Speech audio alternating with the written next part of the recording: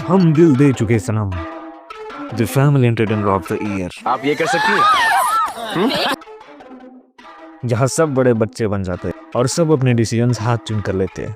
भविष्य अपने हाथों में होता है। शायद इन्होंने इस कहावत को ज्यादा ही सीरियसली ले गए हैं। यह है नंदिनी के पिताजी। ये एक बड़े संगीतकार है, पर उनका करियर उनकी धर्मपत्नी की वजह से चल रहा है। जब भी तुम मुझे पगड़ी बांधते हो तो मेरा हर सुर फंसा हुआ सा लगता है। यह समीर जो संगीत सीखने के लिए इटली से आता है। भाई का स्वैग ही कुछ ऐसा होता है कि काकी इनसिक्योर हो जाती है। यहाँ बुलाने की जरूरत ही क्या थी? घर में इतनी जवान लड़कियाँ हैं। ये है Nandini. Does it mean Nandi the best? अब समझे क्यों?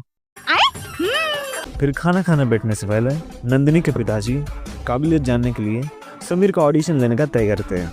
फिर ऑडिशन में समीर कबूतर बुलाने वाला पोज मारकर सबको इम्प्रेस कर देता है कि झूठा गले से गाता है लेकिन सच्चा दिल से गाता है। लेकिन खुद पत्नी से पगड़ी बांधने पर अच्छा गाता है।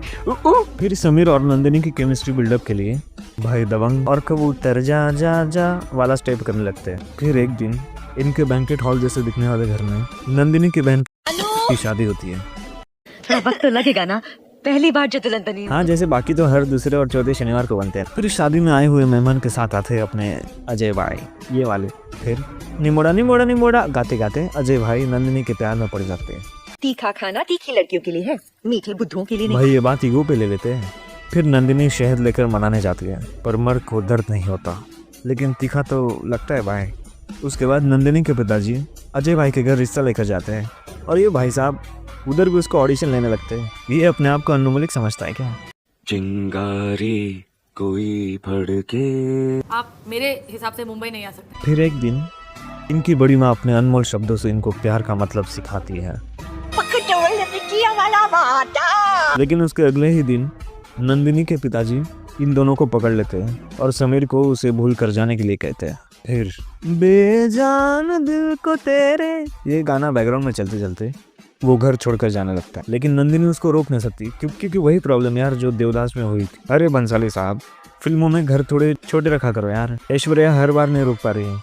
फिर समीर के कुछ दिन जाने के बाद वो शादी कर ली थी। पर शादी की रात अजय भाई को काला पानी से विभत्तर सजा मिलने के बाद उनका सिंगम मोड एक्टिवेट हो जाता। फिर अजय भाई को समीर के बारे में पता चलने के बाद वो समीर और नंदिनी को मिलाने का तय करते हैं, क्योंकि इसी को कहते हैं प्यार निभाना। फिर वो दोनों समीर को ढूंढने इटली निकल पड़ते हैं और जाते वक्त उनको इसी ट्रेन में बैठना पड़ता है, क्योंकि इस ट्रेन में वही कपल्स बैठते हैं जहाँ लड़की शादी करके भी अपने पति का स्वीकार नहीं करना चाहती। हाँ, क्योंकि धड़कन में भी अंजलि और राम इसी ट्रेन में बैठे पाए जाते हैं। फिर इटली में बहुत ढूंढने के बाद उनको समीर मिल जाता है, लेकिन उससे मिलते ही नंदिनी कहने लगती है, प्यार निभाना मैंने अपने पति से सीखा है। मुझे मेरा फर्ज निभाना है और मुझे उन्हीं के पास जाना होगा। एकदम इन्होंने वक्त बदल दिया, जज्बात बदल दिए, जिंदगी बदल दी। तड़प के इस दिल से। फिर वो वापस अजय भाई के पास जाकर अपने डिसीजन लेने की निंजा टेक्निक से ये डिसाइड करती कि अगले 7 जन्म वो अपनी पति के साथ ही बिताएगी। और इसी के साथ ये फिल्म खत्म हो जाती है। हमें इस कहानी से ये सीख मिलती है कि जिसका काम उसी को साजे, ढोल बाजे। सो बताओ यार वीडियो कैसा लगा, और आगे की वीडियो सजेशंस भी कमेंट में बताओ। और काफ़ी नया चैनल तो मेक श्योर यू सब्सक्राइब।